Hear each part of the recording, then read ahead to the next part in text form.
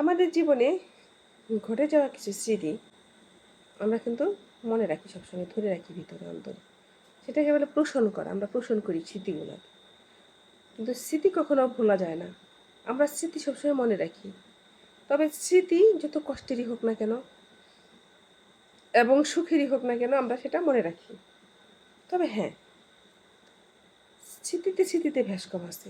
কষ্টের স্মৃতিগুলো মনে হলে আমাদের কি হয়, অভিশাপ আসে মানুষের জন্য। অভিশাপ দিতে হয় না, কিন্তু অভিশাপ হয়ে যায়, লেগে যায়।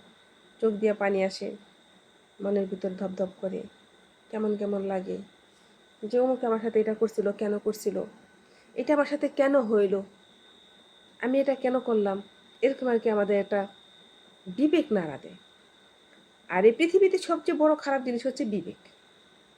বিবেকের ধ্বংসন হচ্ছে সবচেয়ে বড় ধ্বংসন। যার বিবেক নাই তার কিছু নাই। আপনি অনেক বড় একটা অন্যায় করে আসছেন, কিন্তু দেখবেন সে অন্যায়টা কিন্তু সে বিবেক, সেই অন্যায়টা অনেক সবাই ভুলে গেছে, কেউ জানে না যে সে অন্যায়টা আপনি করছেন। কিন্তু অন্তত আপনি জানেন সে অন্যায়টা আপনি করছেন। কিন্তু আপনার যদি বিবেক থাকে, আবেগ থাকে, সেই অন্যায়ের জন্য অবশ্যই আপনার কী হবে, ভিতর থেকে আফসোস আসবে যে আমি এটা কেন করলাম, আমি এটা কী করতে পারলাম, আমি কীরকম মানুষ, এটা করা কি আমার উচিত হয়েছে, এরকম কিছু আবেগ বিবেক আপনার মাঝে আসবে।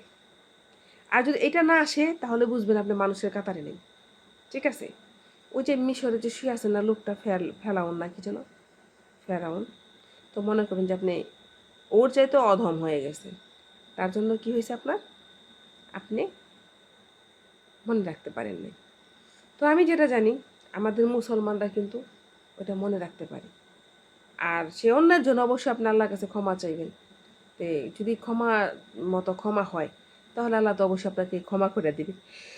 আর যেহেতু মুসলিমের ঘরে জন্ম নিয়েছেন, তো মুসলিমের ঘরে জন্ম নিলে আপনার পাপ কিন্তু আমি যতটা জানি একদিন একদিন মাফ হবে। আল্লাহ কিন্তু ক্ষমা করবে, কারণ আল্লাহ কিন্তু ক্ষমা প্রার্থী, আল্লাহ ক্ষমা করে সবাইকে। তো আপনি মানুষ, আপনাকে আল্লাহ মাফ করবে। সাঁতার ঠিকই পাবেন, সাঁতার পরে মাফ করবে। তো ওই যে বিবেকের ধ্বংসনের চাইতে বড় জিনিস কিন্তু পৃথিবীতে কিছু নাই। তো এমন কোনো কাজ করবেন না যাতে আপনি নিজে নিজে নিজে নিজে তিলে তিলে ক্ষয় হয়ে বিবেকের ধ্বংসনে ধ্বংসিত হন। ঠিক আছে? বিবেকের ধ্বংসনটা কিন্তু অনেক খারাপ একটা জিনিস। আমি নিজে দিয়ে জানি, আমি কোনো অন্যায় করলে কারোর সাথে, তার কাছে যতক্ষণ পর্যন্ত তার সাথে কথা না বলবো, ক্ষমা না চাইবো, ততক্ষণ পর্যন্ত হয়তো আমার ভালো লাগে না।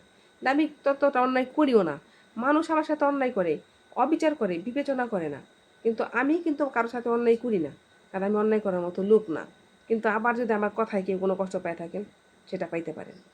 যদি আমার কথায় কেউ কোনোদিন কষ্ট পান, তাহলে তো আমি কী করবো বলেন, তার কাছে আমি ক্ষমা প্রার্থী, এতটুকুই তো, তাই না? তো সবাই ভালো থাকবেন। আসসালামু আলাইকুম। আজ এই পর্যন্ত।